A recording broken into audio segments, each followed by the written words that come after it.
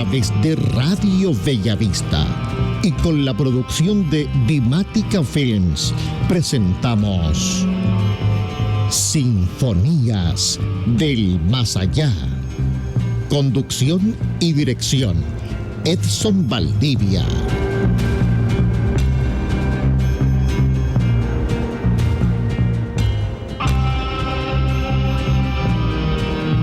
Buenas noches, amigos míos, ¿cómo están? Bienvenidos a un nuevo capítulo de Sinfonías del Más Allá.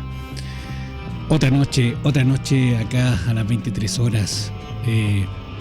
Hoy día tenemos un gran invitado y también hoy día va a pasar a trabajar con nosotros acá. Mario desde los controles va a estar también haciendo preguntas y todo. Y no saben, no les he contado, quizás vieron el afiche quién me está acompañando hoy día, pero hoy día tenemos a un tremendo invitado que es el gran don Hugo Cepeda. ¿Cómo está, don Hugo? Aquí estamos, qué gusto tengo en saludarlos. Digo que a los auditores de Radio Bellavista Recoleta. Exacto. Así que me gusta mucho participar con ustedes y con su radio. Ha pasado un año desde que nos vimos. ¿Se acuerda que fuimos cerquita a su otro cumpleaños? Exactamente, sí, me acuerdo perfectamente bien. Saludarlo, que estuvo de cumpleaños hace muy poquitito, don Hugo, un par de semanas. Claro, pues exactamente. Pues. Qué bueno. Qué bueno. Bueno, y también saludar a Mario, que hoy día va a estar acá conectado. Por ahí está Mario. ¿Cómo estás, Edson? Gusto de saludarte. ¿Cómo está, querido maestro don Hugo Cepeda? Gusto de saludarlo. Mucho gusto saludarlo a usted también, don Mario. Aquí vamos a conversar. De verdad que es un honor, don Hugo. Es un honor poder compartir micrófono con usted. Es un honor. Yo se lo dije en su casa la vez anterior que hicimos el otro programa. Conocerlo ya de verdad que nos alienta a todo lo que nos ponemos por delante. Decimos, oye, pero si don Hugo, que tiene una edad que nos vamos a revelar, porque... No, revela uno más, 89 años. Anda, con 89. Oye, imagínense yo que tengo... La semana pasada, el 2 de junio lo cumplí, 89 años. 2 de junio. Mira, entonces, dice, no, pues, siempre lo ponemos a usted como ejemplo ganador, fíjese. Exacto. ¿Será verdad? Y la creo. Sí, créalo. Y de verdad que yo sé que hay una pauta para poder desarrollar esta conversación, pero Edson, ¿puedo meter la cuchara? Como don Hugo, le cuento que yo siempre le desordeno el programa al Edson cuando me pide meterme el micrófono. Como se dice, me desordena el gallinero. Exactamente. A ver, ¿con qué nos sales hoy día, Mario? Bueno, la vez anterior que estuvimos con el profesor Hugo Cepeda, él nos comentó sobre un cuanto hay de cosas y todas estas relacionadas, ¿cierto?, en un momento determinado con la divinidad. Claro. En esa oportunidad hablamos del diablo, ¿cierto?, cómo se hacía presente, hablamos de Jesús, hablamos de Dios, hablamos parte de los orígenes, y él nos dejó muy claro muchas cosas con respecto a eso. Sí. Pero hoy día yo como un común mortal, un cualquiera, fíjese, don Hugo, que yo quisiera preguntarle, en la actualidad tenemos una guerra prácticamente desatada entre Israel y también el pueblo de Irán. El ayatolá, ¿verdad? Que se está ya le mataron 3 integrantes de su comunidad, que son jefaturas de la milicia de Irán. Pero si nosotros nos vamos más atrás en el tiempo, como nos enseñó usted a escarbar también y no quedarnos ahí solamente con lo que nos dice y nos muestra el TikTok, el YouTube o el Facebook, fíjese que si hablamos de Israel, nos tenemos que ir a la Biblia, y en la Biblia, ¿cierto? Israel es el pueblo escogido de Dios. Y por el otro lado, efectivamente. Y por el otro lado tenemos a Irán, que Irán, si nos vamos al tiempo bíblico, es el pueblo persa. Efectivamente. Claro. De donde el pueblo persa, porque de este lugar se dice que nació, vivió o está viviendo el anticristo también. Ya, entonces, si yo me voy a bordear todo esto entre Israel, pueblo elegido por Dios, Irán, sector del pueblo persa. Estamos hablando de los palestinos, ahí al lado de Israel, franja de Gaza. Claro. Estamos hablando en Palestina, estamos hablando de Belén. Belén, lugar donde... Tenemos que distinguir a los palestinos de los gazatíes. Exacto. Los palestinos son aquellos habitantes de origen árabe que habitan la Cisjordania. Exactamente. Ahora, tomando todo ese sector, insisto, Israel, pueblo de Dios, estamos hablando, hicimos una mezcla ahí, porque la guerra actualmente es entre, en este minuto, digamos, lo que está mandando es Israel con Irán. No. Pero el Israel, ¿de qué manera se puede reconocer, profesor Hugo Cepeda, como el reloj de la humanidad? Porque así también está reconocido, ¿no? Hay una cosa muy curiosa. Lo que nosotros llamamos Palestina era la famosa tierra prometida, y allí fue cuando de Ur de Caldea se trasladó a Abraham, que es el padre en la fe tanto de cristianos como musulmanes y también como judíos, como hebreos. Son semitas como los hebreos. Claro. En realidad ahí se fundó entonces el pueblo hebreo, y siempre ha estado en estado de guerra. Solamente ha habido paz en el estado hebreo cuando fue rey Salomón. Imagínense el tiempo atrás, 2500 años atrás. Siempre le ha costado asentarse y mantener los asentamientos, y ha tenido que luchar una serie de pueblos, como el caso de los amonitas, el caso de los filisteos, el caso de los zeuseos, una serie de varios más que están en esos lugares. Por lo tanto, y se formaban combinaciones a veces, y se juntaban, y ahí se formaban una especie de nueva raza. Porque todo empezó a ocurrir cuando Abraham tuvo, a petición de su mujer Sara, tuvo una hija, un hijo, que fue Ismael, la esclava de su mujer. Posteriormente su mujer concibió y tuvo un hijo de Abraham, de Sara, su mujer, ya muy ancianos los ambos. Y tenían dificultades estos dos niños ahí, y Sara le obligó a Abraham a que expulsara a su hijo Ismael, lo que le dolía mucho a Abraham, y tuvo que expulsarlo.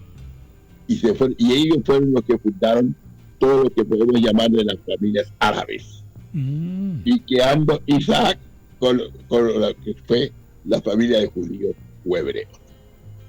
Eso comenzó.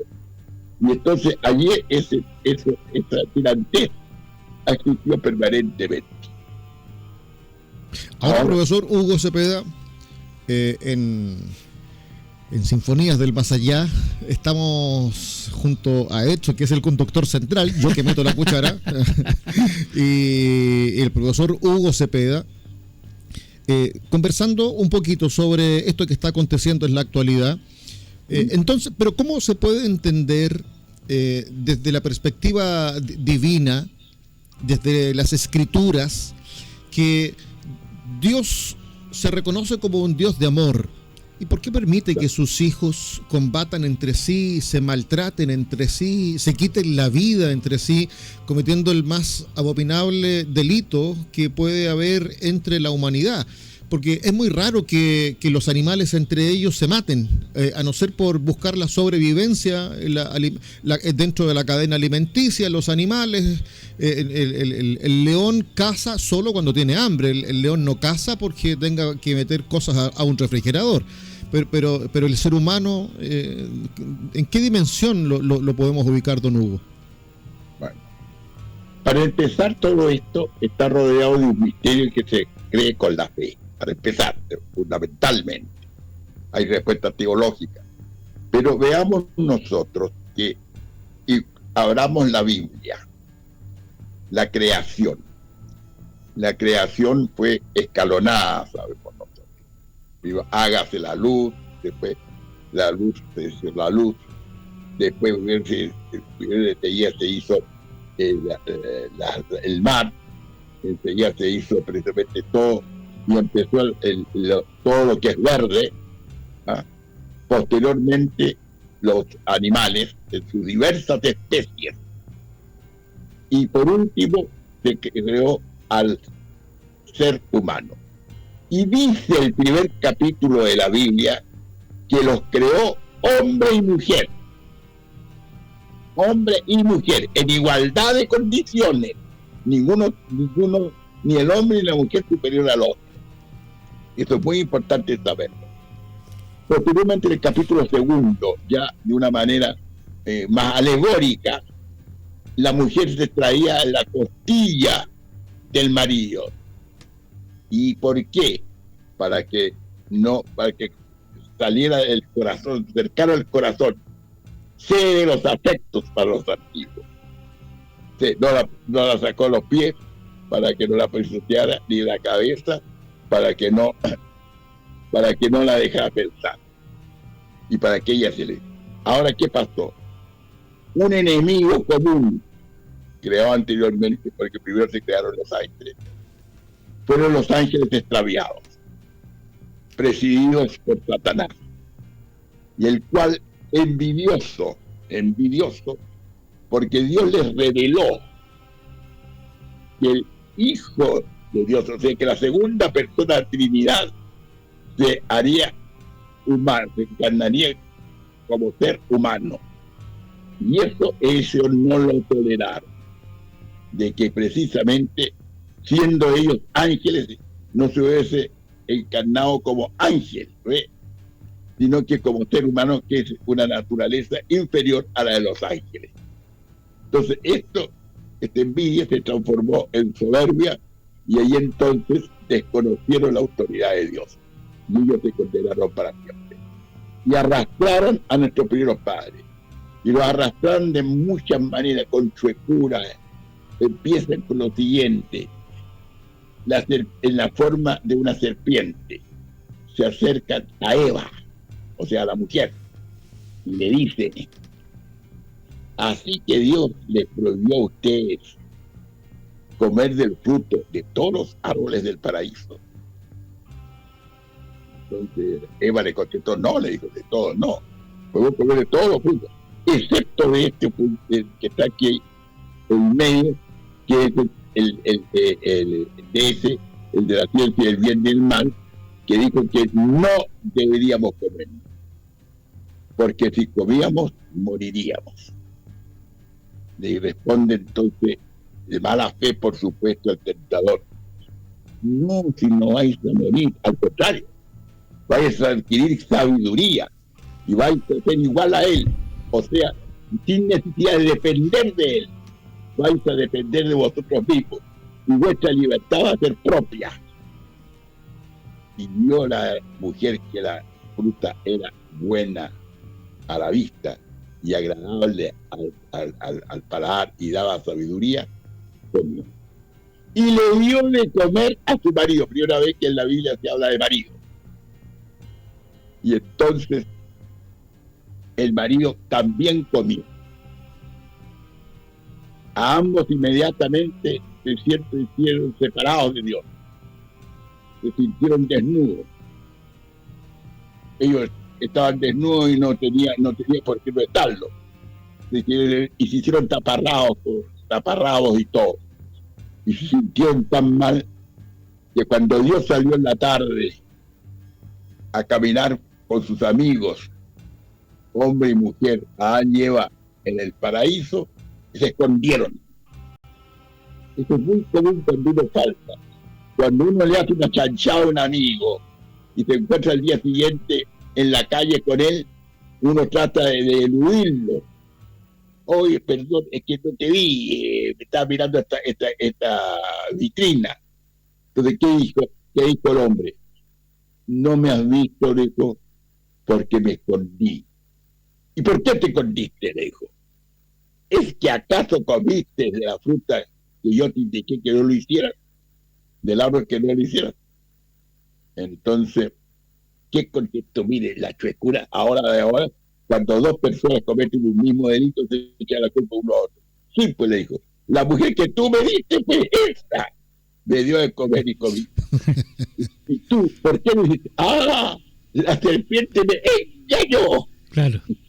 Y comí. Y él inmediatamente Dios, entonces, este es el pecado en sí mismo, que es el pecado original en el caso nuestro. ¿Y qué pasa? Que comienza en ese momento, Dios esto lo reprocha y castiga, que es el mal del castigo, porque le dice al hombre, comerás el pan de cada día con el sudor de tu frente, ¿ah? Mientras viva, y a la mujer parirás con dolor sus hijos, y le agrega algo más también, y tu marido te dominará porque tú le lo desearás, pero él te dominará. Entonces, en el fondo a los dos los castiga, y finalmente a la serpiente la maldijo entre todas las bestias de la tierra, la maldijo que se arrastraría y que la mujer le aplastaría la cabeza y ella le estrecharía el calcañar, o sea, el talón. Aquí hay una cosa muy importante, porque la mujer esa iba a ser sin duda alguna que la hija de Dios, la predilecta de todas, la madre de la segunda persona de la Trinidad, que es Jesucristo, la Virgen María. Entonces, todo esto está rodeado de esto. Y esto es lo realmente hermoso. Pero ahí viene que Dios inmediatamente lo expulsa del paraíso, pero les hace unos vestiditos para simbolizando que no los abandona. Y comienza lo que se llama el camino de la salvación y de la peregrinación hasta que se culmina con el sacrificio, o sea, con el nacimiento del Redentor y con su sacrificio en la cruz y resurrección. Ahí comienza una segunda etapa, que es la iglesia militante, que es una nave hasta el día de hoy, que navega por el océano de la historia, a veces días con sol, nebulosas, lluvia, incluso tempestades, dirigida por un timonel, que el timonel es el sucesor de San Pedro, el Papa. Los timoneles cambian y la nave queda. Claro.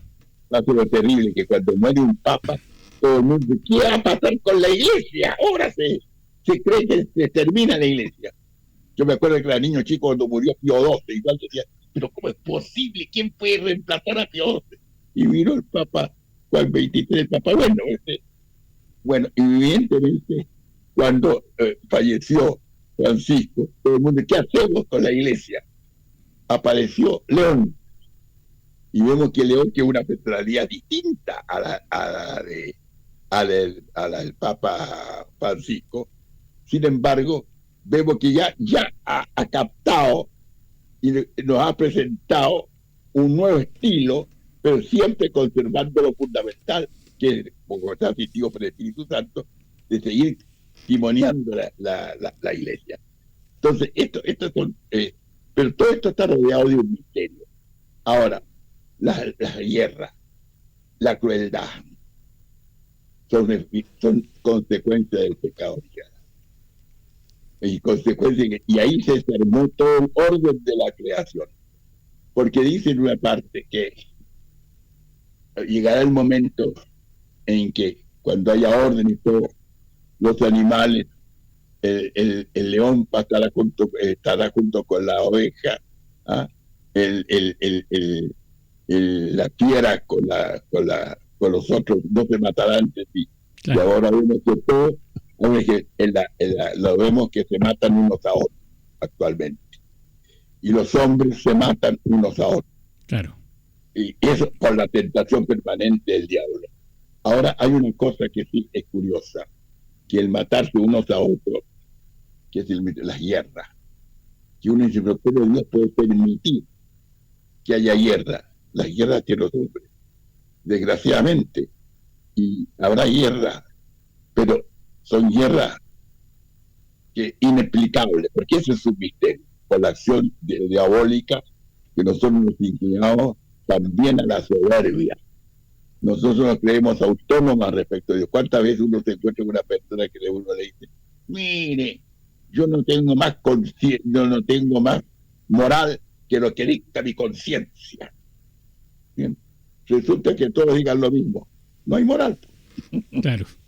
Porque no hay una regla que sea que de cada uno. Muchas veces pasa, pues. No, yo me rijo por lo que dice mi conciencia. A mí nadie me indica lo que tengo que hacer. Yo sé qué es lo que tengo que hacer. Oiga, don fulano, pero fíjese que usted está haciendo todo lo contrario a lo que está predicando. ¡Ah! Es que mi caso es distinto. Claro. Porque mi caso es distinto. ¿Ah? Inmediatamente cree que... Y ahí entonces es la confusión que existe. Y además, las guerras misteriosamente han existido durante todo del pecado original adelante en la humanidad. Es lo más terrible. Y precisamente Dios las ha permitido por la maldad de los hombres. Pero no hay que olvidar que después de muertos nosotros vamos a ser juzgados. Y hay personas que mueren, cuántos inocentes, cuántos mártires, los grandes mártires, aquellos que no son bautizados con agua, sino que son bautizados con su sangre. Los mártires. Usted sabe que un mártir puede no ser bautizado, pero le sirve bautismo la sangre que derrama en su calidad de mártir, por confesar la verdad y el amor a Jesucristo. Y además hay otra cosa también muy misteriosa, en la grandeza de la Virgen María. Usted sabe que la Virgen María, sabe ella, y todos sabemos que no es diosa. Claro. Es una criatura, pero una criatura que, imagínese su dignidad. En su vientre se encarna y se hace hombre la segunda persona de la Trinidad. En su vientre. Y ella lo tiene. Imagínese esa dignidad de la mujer. Involucra a todas las mujeres. Claro. Porque hay una cosa yo voy a hacer un ejemplo. Porque la ciencia nos indica que existió un estallido al inicio, ¿cómo se llama? Del universo. Estalló un Big Bang, que puede ser muchos Big Bang, que en el fondo, en media hora de producido el Big Bang, estaban todos los elementos que lo componen, absolutamente todos, y que se despliegan posteriormente por el universo. Pero en media hora están todos sus elementos. No falta ni sobra ninguno. Y se van a la analogía. ¿Qué ocurre en el vientre de una mujer? Cuando el espermatozoide fecunda al óvulo, se produce también un pequeño Big Bang, claro, porque ahí inmediatamente en media hora están todos los elementos que desarrollan precisamente nuestra personalidad. Y ya somos un ser. Sí. Somos un ser. Entonces, en el fondo, esto es importantísimo. Este honor de la mujer, que en ese aspecto es superior al del varón. Sí. Pero hay otra cosa así. El Dios le reservó al varón el sacerdocio ministerial y no a la mujer. O sea, se compensa todo. Y el sentido profético. Usted sabe que hay una cosa que cuando nosotros somos bautizados, nos configuramos en Jesucristo en cuanto Él es sacerdote, profeta y rey. Esto es muy importante. Sacerdote, profeta y rey.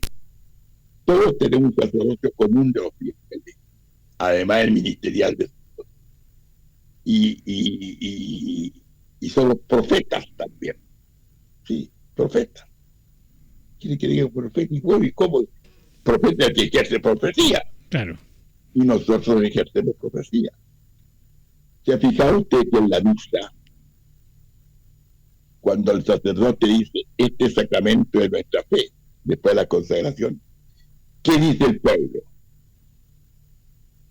Anunciamos tu muerte, proclamamos tu resurrección, ven Señor Jesús hasta que vuelva. O sea, todo profeta primero recuerda un hecho pasado, anunciamos tu muerte. Todo profeta proclama algo presente, proclamamos tu resurrección, y se dirige a algo futuro que no sabe cuándo va a ocurrir, que es hasta que vuelva o ven Señor Jesús. Por lo tanto, ejercemos profecía. Entonces, todo esto es una cosa muy maravillosa que nosotros tenemos que irla comprendiendo.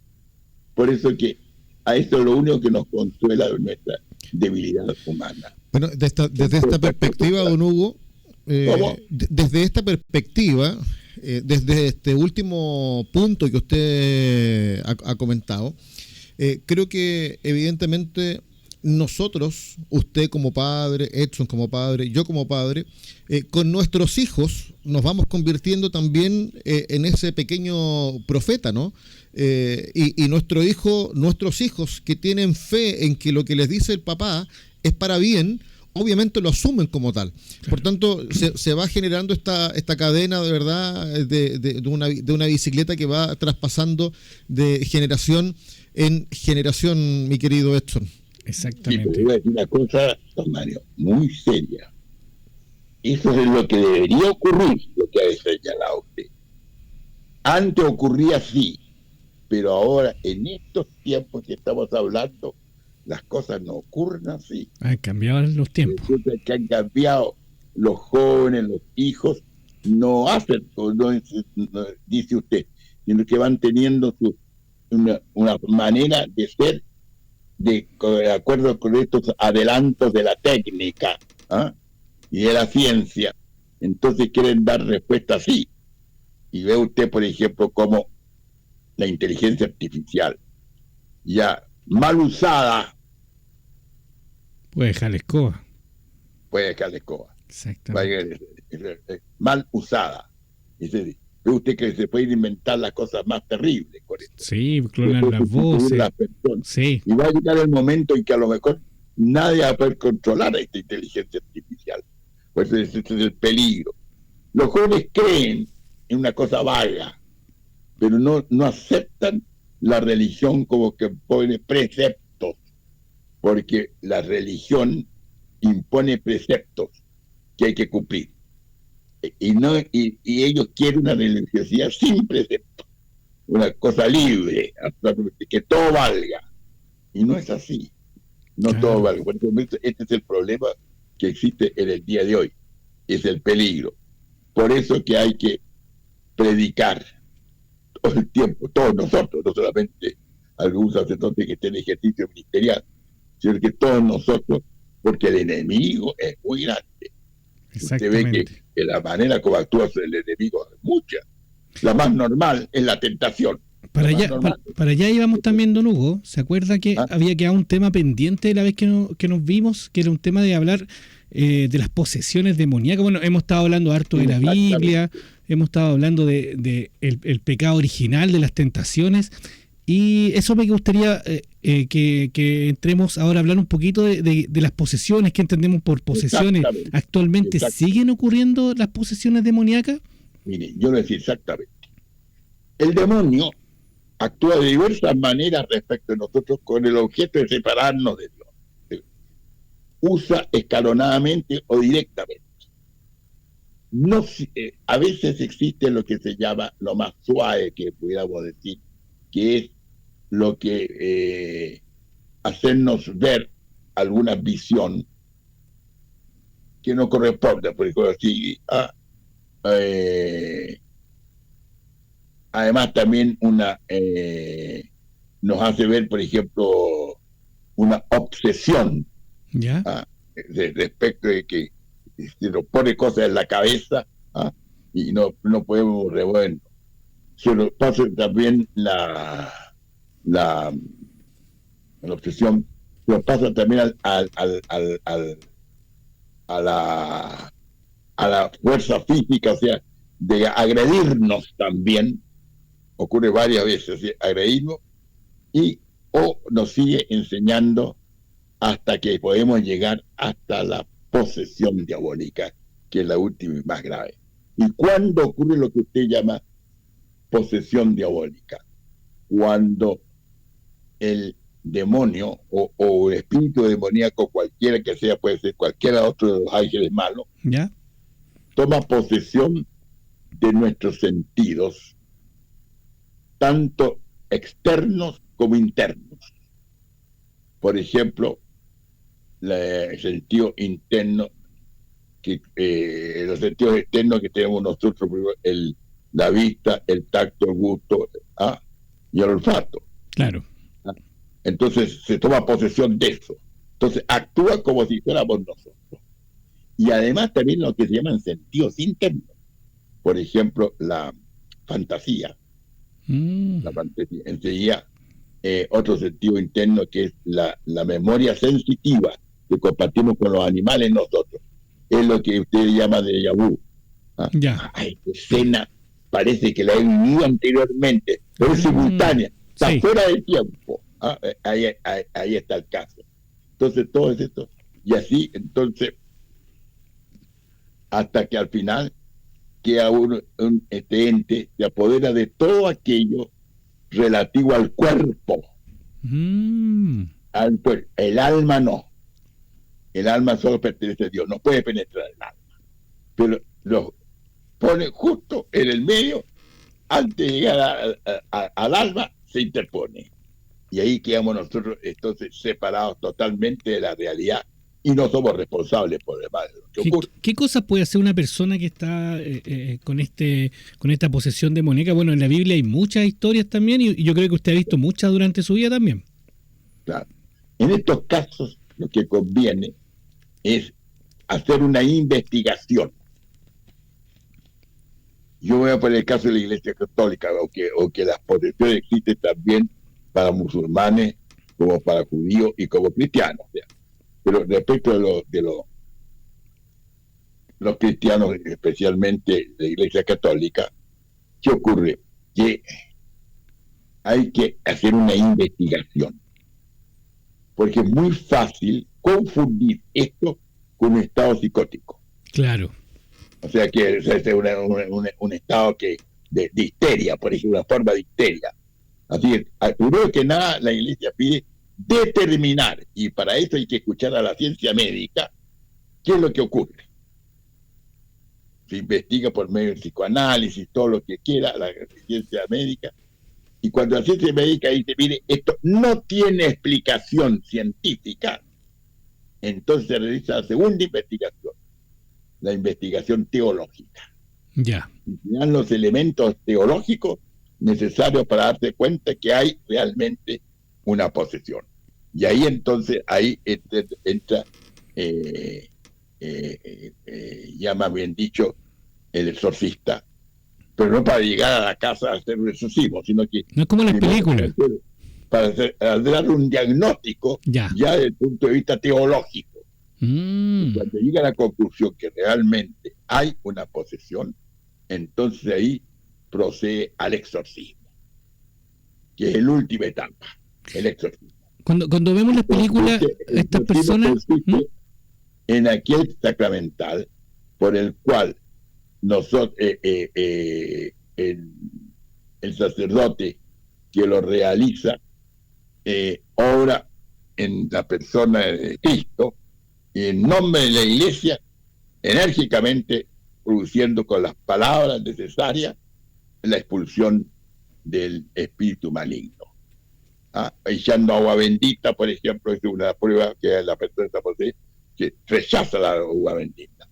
Ya. A veces echan falsa agua y si rechaza quiere decir que no está en posesión. Buen detalle. También, entonces, varias cosas, y además porque se pone la blasfemia, se habla en contra de la religión, habla en contra de Dios y cosas así. Hay casos, por ejemplo, de que Este es un misterio. ¿Quién puede ser poseído? Cualquiera. Cualquiera. Acuérdense del caso de Emily Rose. En Sí. realidad, cualquiera, incluso niños chicos, personas ancianas, personas buenas, no es necesario que sea uno más. Eso es un misterio. Puede hacerlo cualquiera, esté víctima precisamente de la posesión. Lo importante es que ya determinada la posesión se realiza el exorcismo propiamente tal, que ahí consiste en que el sacerdote, que es exorcista, tiene que obrar, solamente un sacerdote designado especialmente por el obispo, tratándose de un sacerdote serio, de mucha vida espiritual y de fortaleza, porque su enemigo va a ser muy grande. Acuérdense de la película del exorcista, o al final uno de los exorcistas murió. Claro. Claro, Sí. por eso mismo. Y las personas que están con este demonio dentro se comportan así como la actriz, como Linda Blair, que atacaba a ellos, decía malas palabras. Exactamente. Y ahí las malas palabras, la blasfemia, Blasfemia. hablar mal e incluso reírse de las cosas, es decir, risa forzada, palabras. Se nota así la voz. Ya. La voz especial. Cambia la voz. Que no es normalmente la voz de la persona. Y cambian de idioma a veces también he escuchado. De idioma, exactamente. Hay diversas idiomas. Mire, yo me recuerdo una vez investigando, creo que lo he dicho otras veces, en Italia, resulta que a veces acompañaba un sacerdote de la Universidad de Santo Tomás, donde se educó el actual Papa por lo demás, ¿Ya? y acompañaba a un sacerdote que iba a hacer unas clases allá a la diócesis del Aquila, Ya. y cuyo arzobispo había sido nuncio apostólico aquí en Chile, Monseñor Martini, que yo lo conocí, así que a veces lo acompañé y yo iba a conversar con el arzobispo. Y un día el arzobispo me dice, mira, ¿por qué no se queda? Porque están haciendo una investigación de una eventual exposición diabólica de una niñita y hay que investigar este asunto ahí. Bueno, lo acompaña.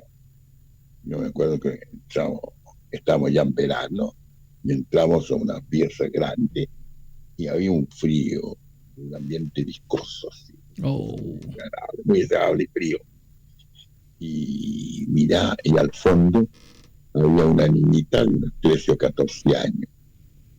Estaba sentada en la cama, miraba de un lado, miraba a otro, decía una palabra, no decía nada. Bueno, tuvimos un rato así, mirá.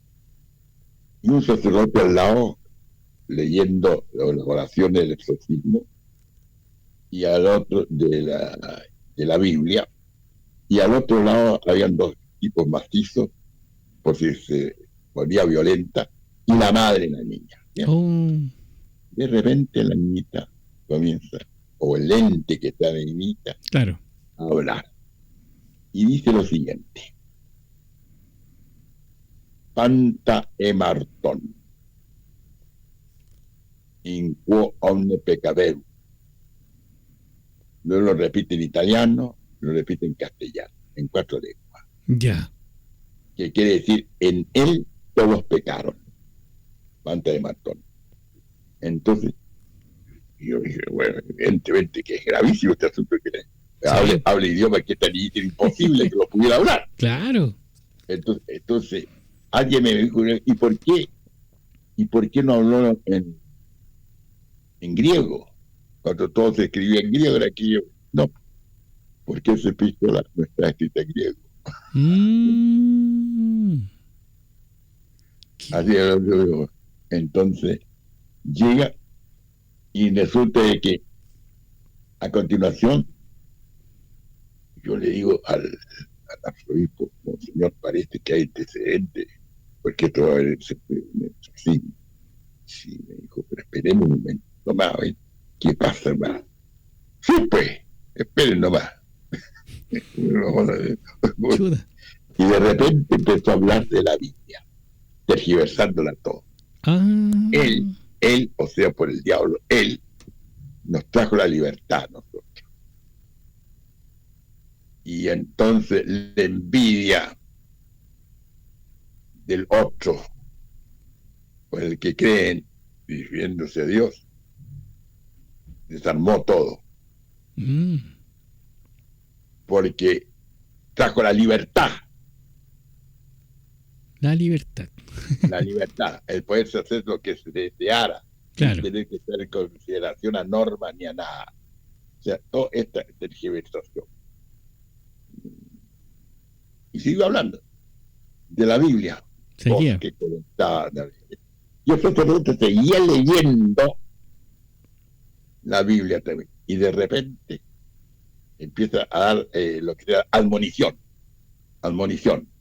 Entonces le dice: los profetas, en nombre de los profetas, que son los voceros de Dios, los invoco para que salga, criatura inmunda. ¡Ja, ja, ja, ja, ja, ja! Una risa. Oh. Y dice: ¡ja, ja! Hombre, si hasta los burros profetizan. Bueno, hay una cápita en la Biblia en que está el caso de la burra de Balaam, que profetizaba. Oh.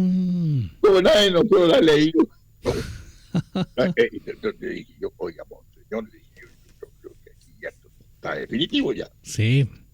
Y en ese momento se empezó a levantar como una oruga de espalda sobre la cama, y al final la pared extendió los brazos, puso los ojos en blanco y los pies en punta, más o menos alrededor de una cuarta más o menos por sobre la cabeza de la mano. Oh. Tanto que uno de los hombres ahí pasó la mano. Entonces ya estaría como un minuto. Y enseguida bajó y se quedó dormida. Entonces ahí decidieron a tener eso. Supe después, porque me contaron a mí, que más o menos a la segunda sesión sanó totalmente. ¿Ya no fue usted? Claro. Pero hay casos en que, el caso de Bill Rose, por ejemplo, el que murió, entonces se vuelve. Lo único que sí podemos asegurar nosotros, que la persona cuando está poseída no comete pecado absoluto personal por las cosas que hace el demonio. Ahora hay otra cosa, ya no oído hablar usted de la Ouija. Sí, de la Ouija, sí. La Ouija, eso es muy peligroso. ¿Sí? Porque se abren portales y uno no sabe quién entra. Y empiezan a hablar, y yo creo que es mi abuelita la que está hablando, porque Claro. usan los mismos términos de mi abuelita, el tono, la voz y todo convencido. Y no es mi abuelita. ¿Es cualquier entidad que anda dando vuelta o no? ¿O siempre son demoníacas? Claro, demoníaca, y no es mi abuelita. Oh. Y después cuando se cierra el portal, ¿Ya? algo nos sale y queda adentro. Oh. Por eso es que muchas veces las ouijas alteran la psiquis de los que practican la ouija. Claro. Los jóvenes tienen después problemas que andan profanando iglesias, cementerios, se juntan. Yo siempre he creído que eso que llamaban, ¿se acuerda usted? El chupacabra. ¿Sí? Bueno, ese es el caso típico de una secta que caminaba de un lado a otro, porque el crimen, o sea, la comida, como mataban a los animales, los mataban ritualmente, chupaban la sangre, no los destrozaban. Claro. Y de repente, y el lugar es cercano y después otra parte. Eso es una cosa de que por eso mismo todo esto es sumamente delicado y hay que tener mucho cuidado. Yo nunca participé de una Ouija. Ya. ¿Sabe? Ouija quiere decir oui en francés y ya en alemán, que quiere decir sí. Ya. Bueno, entonces yo nunca participé en eso, porque yo empecé a invocar y me daba tentación de risa y me echaban. Chuta. Así que nunca pude participar. Pero una vez también, pero muchos niños jóvenes, y siempre los marca este asunto, es muy peligroso, todo esto es muy peligroso. Hay que tener siempre mucho cuidado. Algunos de estos jóvenes que ustedes identificaron que estaban poseídos, ¿cómo llegaban a eso, a tener esta posesión? Se los invita siempre. Los invitan siempre. Mira, le decían, luego que cuando los casos, por ejemplo, que es muy común, ¿se acuerdan ustedes de Antares de la Luz? Sí. Bueno, los demonios perdieron al pecar, perdieron el resplandor propio del ángel. Lo perdieron totalmente y pasaron las tinieblas inmediatamente. Entonces ellos crean una especie de resplandor artificial, si pudiéramos decir. Y con eso engañan, y efectivamente por eso se ponen ante la luz, ponen siempre en esa forma. Y Lucifer, sabemos que es Satanás, el jefe de todos ellos, pero puede ser cualquiera. Entonces ahí vemos, y entonces cómo forman las sectas, las castas. Se van los bares, los otros lugares que hay jóvenes y todos minos, los que estén más solos, los que no tengan debilidad de carácter, entonces los atan y los meten en la secta. Y los dominan después. Y se cometen cosas horrorosas, como el caso de Antares. Ese cabro Antares de la Luz que hizo algo tan malo. Sacrificar niños. No, si eso esas cosas terribles que ocurren. Por eso mismo hay que tener mucho cuidado en todo esto para no incurrir precisamente en estas cosas que se hacen mucho mal. Mucho mal. Yo creo que estos muchachos se metían como esas drogas ayahuasca, esas cosas que son como de la Pachamama. Una droga exacta de la ayahuasca, exactamente. Que del Perú se produce. Y ahí caen en trance precisamente con esa droga. Puede haber quemado a esa pobre guaguita, imagínense. Sí. No, es una cosa terrible, porque están totalmente dominadas. Y después el jefe de ellos se suicidó. Claro. Se suicidó exactamente al final. ¿Este muchacho estaba poseído por algún demonio o él estaba medio loco? ¿La salud mental de él no estaba bien? No tiene por qué estar loco. Pero poseído no, él no está, posiblemente, claro, en todo caso las cosas que hacía. Al menos era instrumento de las cosas demoníacas. A ver, es lo mismo. Y ahí por eso hay que tener mucho cuidado con nuestros hijos y todo, como dice don Mario, que ojalá siempre pudieran estar juntos y ser aconsejados por sus padres. Claro. Porque ¿qué es lo que pasa, don Mario? Pasa esto, ¿se ha fijado usted ahora? Están en la mesa, un día de fiesta, un día de cumpleaños del papá o el abuelo del papá. Los jóvenes... Claro. Todo, digitalizando todo el tiempo, en lugar de atender la conversación que hay en la mesa. Ese es el problema, o sea, ya no atiende. Entonces, el problema está en que ya casi no se les puede enrielar acerca de lo que los padres pueden transmitirle a sus hijos. Y además los padres también trabajan bastante, la mamá igual, no tienen tiempo para estar detrás de todas estas cosas. Es el problema, sí, muchas veces a niños chicos llegan y les pasa ya a los 5 o 6 años de edad, ya les pasan un celular, uno de estos aparatos para digitalizar. Claro. El internet. Y cómo que rápido, ve usted cómo es rápido las comunicaciones. Antiguamente la carta era la carta, que es la que arroja mayores sentimientos y todo. La más romántica. Después fue el telégrafo. Luego el teléfono. El teléfono que había cada número, uno llamaba por teléfono, por la operadora contestaba. Claro. El teléfono. Después el que, ¿cómo se llama? Antes del internet, no me recuerdo en este momento cómo se llama. El fax también. ¿A cuál? El fax, cuando se El mandaba fax, el exactamente, fax. el fax. ¿Ves? Y cada vez va perfeccionando más en menos tiempo posible. Claro. Actualmente el uso de inteligencia artificial cada día va evolucionando más rápidamente. Yo me recuerdo que todo esto, cómo comienza la acción diabólica, con la confusión del lenguaje. Babilonia. Porque nosotros somos los únicos seres que nos comunicamos, para eso está el lenguaje, para comunicar nuestros pensamientos, nuestras ideas. ¿Qué pasa? Que cada día las palabras se confunden. Por ejemplo, ya no hay nada que sea grande. ¿Se ha fijado usted? Todo es tremendo. No hay nada, por ejemplo, que sea complicado. Todo es complejo. Complicar es complejizar. En el fondo, todo se está tratando de cambiar y darle doble sentido. Por ejemplo, no está bien que cometa errores. No, si el error no es involuntario. Es involuntario el error. Salvo que sea intencionado, es involuntario. Entonces, sinónimo de pecado, sinónimo de delito, error. No, pues no.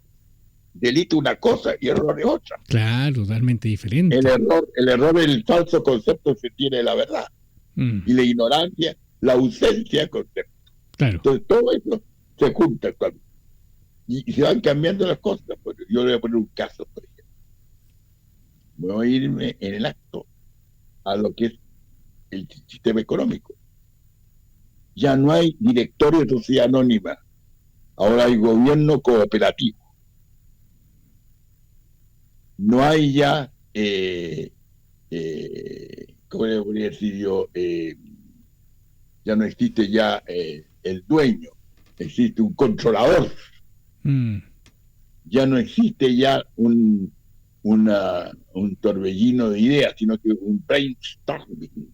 ¿Se fija usted? Y con estos ahora, ya cada vez evoluciona más esto. Cada vez. Entonces creo que pasa de que se van imponiendo en la sociedad permanentemente. Y esto es precisamente muy peligroso. Por eso yo siempre creo, ahora, ¿hasta cuándo va a durar esto? Nadie sabe. Va avanzando y avanzando. Y además otra cosa, se me había olvidado decir, hay unas cosas muy misteriosas en la vida. Fíjate, este caso de la anticristo. El anticristo. ¿Quién es el anticristo? Que entre paréntesis van a ser en Persia, posterioridad. Este es el anticristo que llega y va a ser un imitador de Cristo, pero presidido por el diablo. ¿Cómo lo podemos patentizar? Con la pintura. Hay en Orvieto, ciudad cercana a Roma, una iglesia en Orvieto que en su sacristía está una obra de Luca Signorelli, El juicio final, que es mejor que la del Miguel Ángel de la Basílica, de la Capilla. Y aquí aparece el anticristo, un hombre igual a Jesucristo. El demonio hablándole al oído, y meter la mano por aquí para que te dé una tercera mano, para que tenga que obrar. Esa es la mejor personificación que yo me he dado cuenta del anticristo. ¿Y el anticristo no es Satanás? El anticristo tiene servidores también. ¿Y ha oído hablar usted de las bestias? Sí. Están dos bestias. ¿El del Apocalipsis? La bestia del mar y la bestia de la tierra. La bestia del mar es aquella que viene del mar y es la violencia, la opresión, precisamente el dominarnos por la fuerza, por la crueldad violenta. Y la otra bestia es la bestia de la tierra, la cual no usa la violencia. sino que la persuasión. Mm. ¿No? Y se va apoderando en nosotros. ¿Y qué sentido? Que nos está conquistando al servicio de la otra bestia, pero suavemente.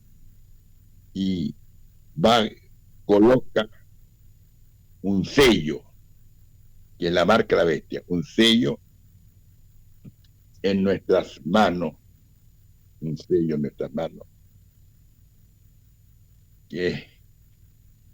y nos hace ver, y en la frente, que es la marca de la bestia, y el número de la bestia. El número es el 666. 666. El número de la bestia. Mire qué importante. Entonces ahí nos seduce a nosotros. Y es muy peligroso, exactamente. ¿Y eso lo estamos viviendo ahora actualmente? ¿Ah? ¿Eso lo estamos viviendo ahora? Lo vemos ahora, por ejemplo, que hay personas que... Y dice, mire pues, no se va a poder comprar ni vender si no se tiene la marca de la bestia. Y la marca es esa que digo, el número de la bestia, el 666. Usted, mire, los nombres hay todo. Y por eso no se puede comprar ni vender. Es una dominación en ese aspecto terrible. Totalmente. Hay muchas cosas que ver. Le advierto que para mí esto, todo el tiempo yo medito mucho sobre esto y me espanto cuando lo hago.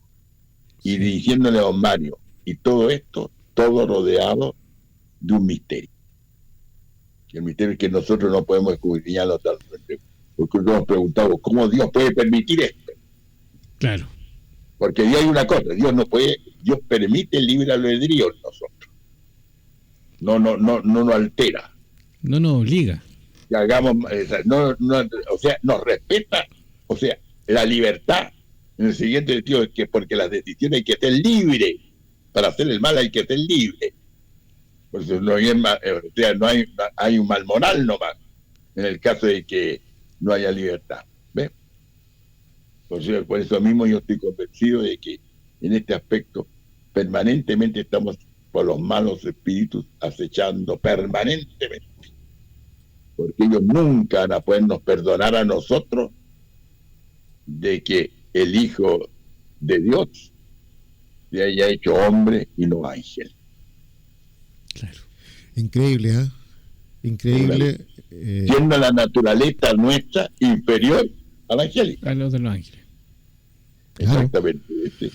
Profesor Hugo Cepeda, en Sinfonías del Más Allá, quisiera, con la autorización de Edson, preguntarle con respecto al tema que comenzamos el programa. Sí. Fíjese que en la actualidad, volviendo, bueno, para quienes se sumaron más tarde, le preguntábamos al profesor Hugo Cepeda sobre la relación bíblica con la relación de la actualidad, lo que vemos, ¿cierto?, con el comportamiento de Israel, de Palestina, el comportamiento de Irán en la actualidad. Ahora, se dice también esto en otra dimensión. Ya podríamos incluso decir algo de teoría media conspirativa, ¿verdad? Que se aleja quizás un poco de la divinidad o de las escrituras. Algo que... No se aleja mucho. No se aleja mucho. Porque, mire, ¿a qué me refiero yo? A que habría de parte de Israel, del mundo judío, ¿verdad? Un tal llamado Plan Andinia, que habla y que apunta, ¿cierto?, al plan de establecer un Estado judío en la Patagonia que existe entre Argentina y Chile, para lo cual incluso hasta al día de hoy se ha hablado de que el actual presidente argentino, el señor Milei, ya habría prácticamente dado la venia para que se instalara en una parte del sur de la Patagonia de nuestro país por el lado argentino, y que obviamente eso traería también complicaciones para nuestro país, ¿no? ¿Qué nos puede comentar usted de aquello? Mire, evidentemente, sí, yo también lo he sabido. En realidad no lo puedo entender mucho, porque en realidad en la Patagonia, este plan Antinia que se llama, pues ocuparía un sitio en que está el pueblo mapuche. Claro. Y tendría que quitar lo que tienen los mapuches y lo que tienen los no mapuches, pero que tienen propiedad en la zona fronteriza. Entonces, por eso digo, ahora es más fácil para el lado argentino, que no tiene casi población, la Patagonia argentina, pero la nuestra tiene plena población. Entonces, ¿cómo van a subsistir ahí? Van a echar a todos los habitantes de ahí, como en el caso de la Palestina. Lo van a echar. ¿Qué van a hacer? Por eso digo, sí. Por eso yo esta cosa no es una cosa relativamente nueva que encuentro yo. No lo entiendo bien. Y lo que está pasando actualmente, sí, yo reconozco. En un comienzo, el gran crimen lo cometió Hamas cuando inició esa muerte, 1.200 y tantos jóvenes judíos, se recuerda, y de otros tantos cautivos que tomaron en forma artera y terrible, inaceptable. Bueno, pero con el tiempo, yo me preguntaba una vez, si esto dura 2 o 3 días o una semana, tampoco, claro, pero con el tiempo las cosas se han dado vuelta, porque así que uno está totalmente de acuerdo con Israel. Con el tiempo resulta que actualmente lo que está pasando, esas matanzas indiscriminadas que hay en la región de Gaza, que mueren niños, mueren mujeres, mueren de hambre, ya no es tan sencillo. Sí. Pero lo más grave es que también se siguen poniendo campamentos en la Cisjordania, y le están persiguiendo a los árabes de Cisjordania. Eso es inaceptable. Entonces, evidentemente, ese problema yo no lo apruebo. O sea, quiere decir que Israel se ha excedido en su defensa, porque está dando indiscriminadamente muerte a una enorme cantidad. Claro. Yo tengo muchos amigos que son judíos. Los chilenos, tengo miedo de qué, a qué chileno, que se empiece a crear un antisemitismo. Aquí en Chile no había antisemitismo antiguamente. Todas las comunidades, ya sea de judía, cualquiera de nacionalidad, eran respetadas aquí. No. Pero en cambio ahora yo he notado ya una especie de antisemitismo en contra de los judíos aquí en nuestro país. En circunstancias que los judíos que viven aquí son gente que no tiene nada que ver con una cosa así. Sería interesante que ellos hicieran una declaración, en el siguiente sentido de que ellos aquí son chilenos, como todos nosotros, y que por lo tanto no aprueban el que se mate indiscriminadamente gente en la región de Gaza y también en la región de la Cisjordania. Ahora con Persia el asunto es bastante serio, porque lo que yo me temo que puede pasar que aquí no es que vaya a estallar una bomba atómica, puede que no estalle, pero al liquidar una producción de lugares donde se producen ¿cómo se llama? El H2O2, eso se destruya y haya, ¿cómo se llama? Emanación que contamine todo el planeta. Claro. Es muy grave lo que está pasando. Ya estamos a punto. Y el señor Trump, que cada día lo entiendo menos, se contradice, un día dice una cosa, otro día dice otra, y no está siendo un factor de tranquilidad. Así que, y al señor Netanyahu, él para tenerse mayoría en él, mantenerse en el poder, necesita el voto de los judíos ortodoxos que se llaman. Esos que usan sombreros y se visten de caftán del siglo XVIII, se visten ahí. Ellos, que se sabe que no votan elecciones ni nada porque no reconocen el Estado de Israel. Sí. Pero para las elecciones están votando ahora y votan por Netanyahu y lo mantienen. Entonces, el día que Netanyahu no lo satisfaga, cae. Por eso mismo ahí yo no sé qué es lo que está pasando dentro de Israel. Sé que tiene mucha oposición también Netanyahu, pero yo creo que va a tener que hacer alguna elección, algo. Pero hay mucha gente dentro del Estado de Israel que ya está descontenta con lo que está pasando. Pero veo que estos drones de un lado para otro, cualquier día un dron va a salir que va a caer equivocadamente, que está donde. Claro. Bueno, por eso le preguntaba, profesor Hugo, sobre esta teoría, ¿cierto? En virtud de que el padre del sionismo, Theodor Herzl, claro, escribió, ¿cierto?, en un párrafo que la tierra prometida está en la Patagonia. Y desde ahí es de donde surge todo esto, ¿cierto? Que en gran medida estamos hablando de que Chile se convierte en el paraíso, ¿cierto? Desde el Biobío, desde Concepción hacia el sur, donde están todas las aguas, los hielos. Entonces, la tierra que hay en el sur es un verdadero paraíso, pues, para estos efectos, a tal grado. No en vano nuestro pueblo mapuche lo ha defendido durante 300 años y más.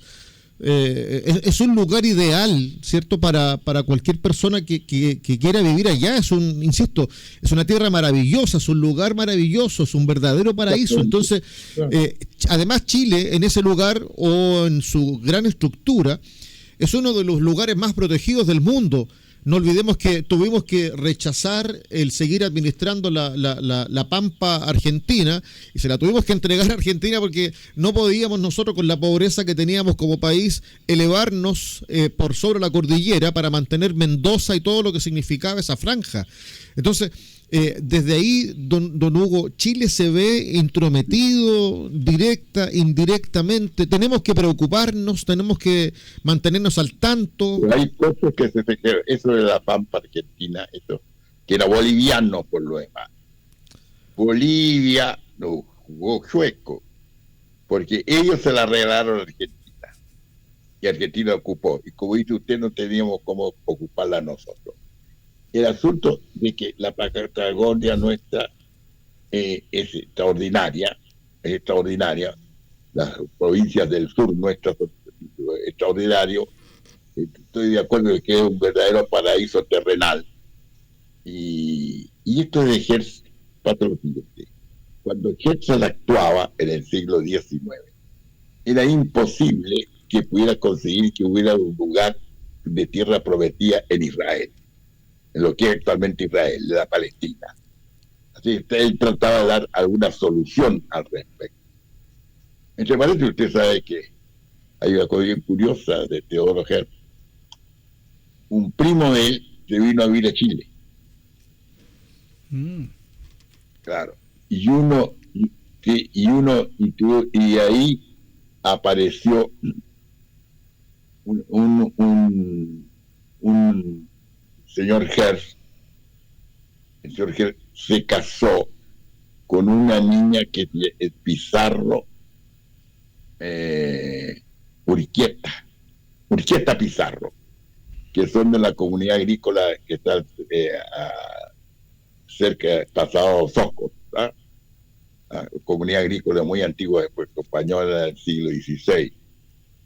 Y este señor, de ahí viene la familia, esa familia Urquieta Pizarro, Benito Urquieta, se casó con el señor Lira. Y de ahí viene el señor Lira Herzl, que es el padre de don Pedro Lira Urquieta, gran jurista y embajador y todo. Así que ahí vemos que se juntan con nosotros. Lo mismo también que otra hija se casó con el señor Izaguirre, y viene don Jaime Izaguirre, el historiador. Entonces, por eso mismo, la única familia chilena que vive y existe, porque la familia europea de Theodor Herzl murió toda en el Holocausto. Entonces los únicos parientes de Herzl vivos son los que son estas familias que he dicho que hay aquí en Chile. Sí. Exactamente. Pero el problema es ese de que tenemos que estar atentos, alertas.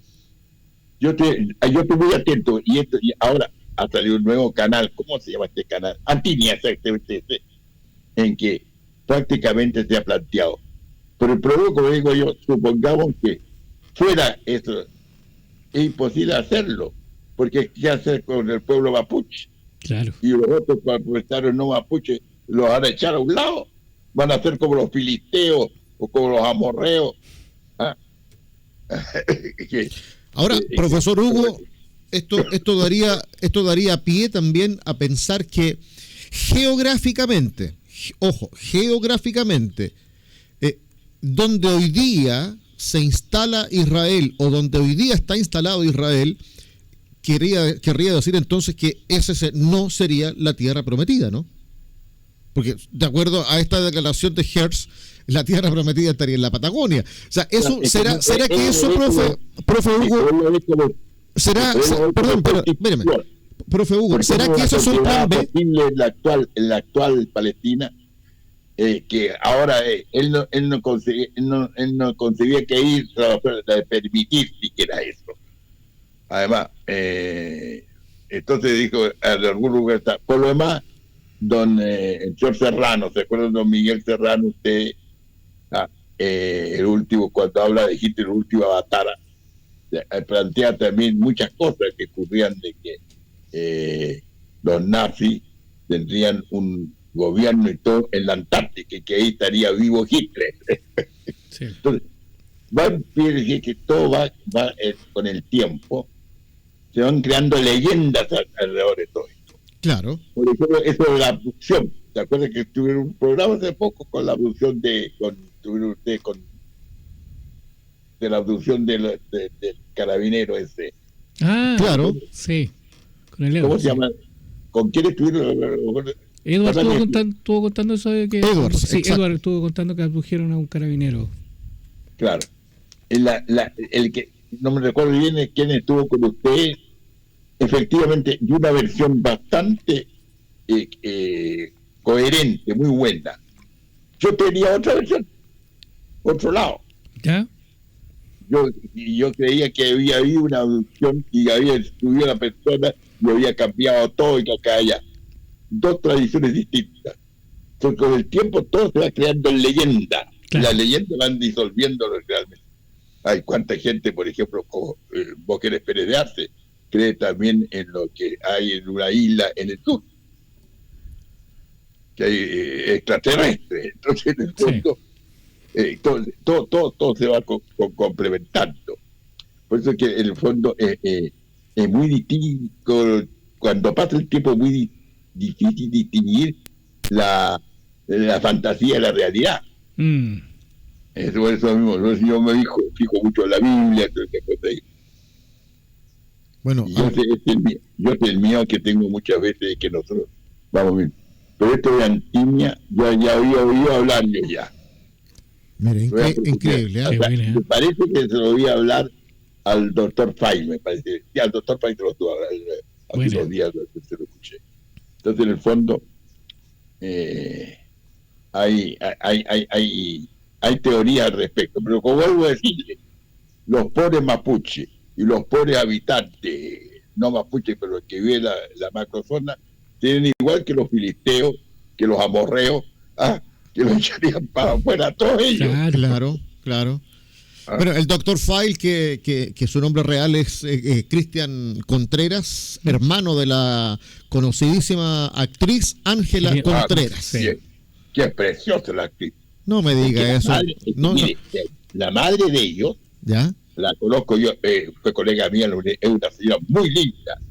Y el padre de Ángela, sí, Patricio, el padre de él fue compañero mío del colegio de primera y preparatoria hasta sexto año humanidad y de escuela de derecho. Así que los conozco mucho. familia de Coquimbo, por lo más por el lado de los Contreras. Bueno, mi amor platónico, la señorita Ángela Contreras, querido profesor. Bueno, yo personalmente ya es muy tarde en esta noche, del día de hoy, noche muy helada por lo demás, así que yo me voy a retirar a mi sarcófago, pero no sin antes mandarle un beso gigante, un abrazo del porte de un buque a nuestro querido maestro, profesor, don Hugo Cepeda. De verdad que un abrazo, un beso con mucho cariño, con mucho respeto y con el eterno agradecimiento desde Sinfonías del Más Allá en la radio Bellavista. Oye, y hay mucha gente que le dejó saludos a don Hugo. Le traigo un saludo de mi mamá, Carmen Ramos, le mando un saludo a don Hugo, Catalina Hernández, el gran Félix Nocifuentes, el youtuber que siempre ha estado acá, dijo, mándale un saludo al profesor. Así que un saludo de Félix también, Nocifuentes. Y nos llegaron un montón de saludos de los radioescuchas también. Así que, porque pusimos una ficha que iba a estar usted hoy día. Así que, muchos saludos, un gran abrazo y se nos pasó, pero volando la hora. Así es, así es. Profesor, usted cierra el programa hoy, perdón esto, ¿no? Pero sí. Yo le voy a pedir al profesor Hugo Cepeda que él diga, bueno, hasta aquí llegamos con la edición de hoy, nos volvemos a encontrar, pero usted se despide. Y no se olvide, don Nelson, lo que le pedí respecto de la minuta. Sí, yo paso a ver otros días. Para venir a dejar. Exactamente. Para mí ha sido un agrado. Y además me ha servido mucho porque se reparte con y se aprende mucho con usted. Se aprende mucho con usted. Nosotros con usted. Estoy muy agradecido.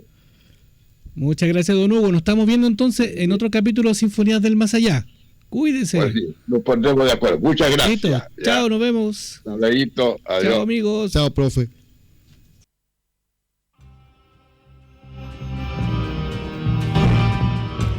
A través de Radio Bellavista hemos presentado Sinfonías del Más Allá, con la conducción de Edson Valdivia.